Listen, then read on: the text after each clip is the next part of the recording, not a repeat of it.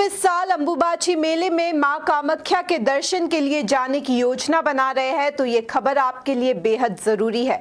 इस बार कामाख्या धाम में लाखों श्रद्धालुओं के पहुंचने की उम्मीद है और इसी को देखते हुए प्रशासन ने कई बड़े नियम और व्यवस्थाएं लागू की है। वीआईपी दर्शन से लेकर वाहन व्यवस्था, दर्शन के समय से लेकर सुरक्षा इंतजाम तक इस बार बहुत कुछ बदल गया है।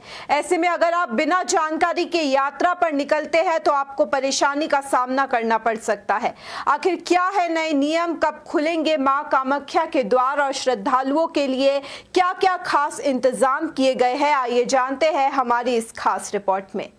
अगर आप अंबुबाची मेले में जाने की सोच रहे हैं तो जाने से पहले ये जरूरी नियम जरूर जान लीजिए।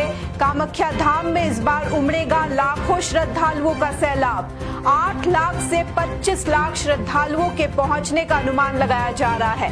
इस बार नहीं होगा कोई भी वीआईपी या वीवीआईपी दर्शन, सभी श्रद्धालुओं के लिए एक ही कतार का नियम है। इस बार प्राइवेट गाड़ियों की कामाख्या पहाड़ी पर नो एंट्री रहेगी। भीड़ कम करने के लिए खोला गया है नया पैदल मार्ग। सुबह 5 बजे से शाम 6 बजे तक ही मिलेगी एंट्री। शाम 6 बजे के बाद ऊपर जाने की अनुमति नहीं रहेगी। दर्शन के लिए उमड़ सकती है इस बार रिकॉर्ड भीड़। 50 से ज्यादा सीसीटीवी कैमरों से निगरानी की जाएगी। सुरक्षा के लिए प्रशासन ने कई बड़े इंतजाम किए हैं। कामाख्या पहाड़ी पर इस बार कोई भंडारे नहीं होंगे। पांडु, मालीगांव और भूतनाथ में बनेंगे अस्थायी शिविर, जहां श्रद्धालुओं के लिए भोजन, पानी और इलाज की व्यवस्था की जाएगी।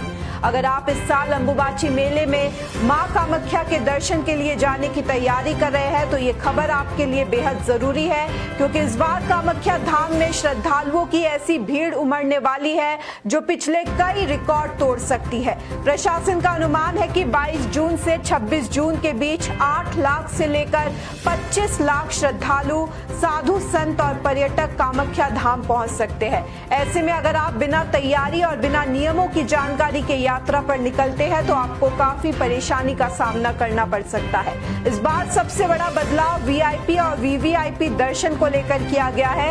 अब कोई वीआईपी या वीवीआईपी दर्शन नहीं होगा, यानी चाहे कोई आम श्रद्धालु हो, कोई बड़ा नेता हो या कोई खास व्यक्ति, सभी को एक ही लाइन में लगकर मां कामाख्या के दर्शन करने होंगे। अगर आप सोच रहे हैं कि अपनी कार या बाइक लेकर सीधे कामाख्या पहाड़ी तक पहुंच पाएंगे तो ऐसा नहीं हो पाएगा। प्राइवेट गाड़ियों को पहाड़ी पर जाने की अनुमति नहीं होगी। श्रद्धालुओं को तय स्थानों तक पहुंचकर आगे का सफर पैदल तय करना होगा। भीड़ को नियंत्रित करने के लिए प्रशासन ने नए पैदल मार्ग भी तैयार किए हैं। नर्सरी रूट के अलावा पांडु की तरफ से भी एक वैकल्पिक रास्ता बनाया गया है ताकि लोगों को आने जाने में सुविधा हो सके। दर्शन के समय को लेकर भी सख्त नियम बनाए गए हैं। सुबह 5 बजे से शाम 6 बजे तक ही श्रद्धालुओं को ऊपर जाने की अनुमति होगी। शाम 6 बजे के बाद किसी भी श्रद्धालु को मुख्य मार्ग से कामाख्या पहाड़ी की ओर जाने नहीं दिया जाएगा। इसलिए अगर आप दर्शन की योजना बना रहे हैं तो समय का विशेष ध्यान रखें।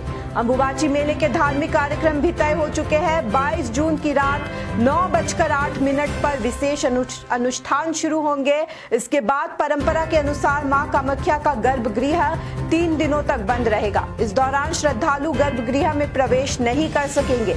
26 जून को विशेष पूजा अर्चना के बाद मंदिर के द्वार दोबारा खोले जाएंगे। यही वो समय होता है जब लाखों श्रद्धालु मां के दर्शन और आशीर्वाद के लिए कामाख्या धाम पहुंचते हैं। इतनी बड़ी भीड़ को देखते हुए सुरक्षा के भी कड़े इंतजाम किए गए हैं। मंदिर परिसर और आसपास के इलाकों में 50 से ज्यादा सीसीटीवी कैमरे लगाए जा रहे हैं। पुलिस प्रशासन और सुरक्षा बल लगातार निगरानी करेंगे ताकि किसी तरह की अव्यवस्था न हो। वहीं श्रद्धालुओं की सुविधा के लिए पांडु, भूतनाथ, मालीगांव, कामाख्या रेलवे स्टेशन और अन्य प्रमुख स्थानों पर अस्थायी शिविर बनाए जा रहे हैं। यहाँ भोजन, पीने का पानी, ठहरने की व्यवस्था और मेडिकल सहायता उपलब्ध रहेगी। एक और महत्वपूर्ण बात यह है कि इस बार कामाख्या पहाड़ी पर भंडारों की अनुमति नहीं होगी, इसलिए श्रद्धालुओं को अपनी यात्रा की योजना उसी हिसाब से बनानी चाहिए। लाखों लोगों की भीड़ के बीच छोटी सी लापरवाही भी बड़ी परेशानी का कारण बन सकती है। इसलिए अगर आप अंबुबाची मेले में मां कामाख्या के दर्शन के लिए जा रहे हैं तो सिर्फ श्रद्धा ही नहीं, सही जानकारी भी साथ लेकर जाइए। प्रशासन के नियमों का पालन कीजिए, समय का ध्यान रखिए और धैर्य बनाए रखिए, तभी आपकी ये आध्यात्मिक यात्रा सुरक्षित, सुगम और यादगार बन सकेगी।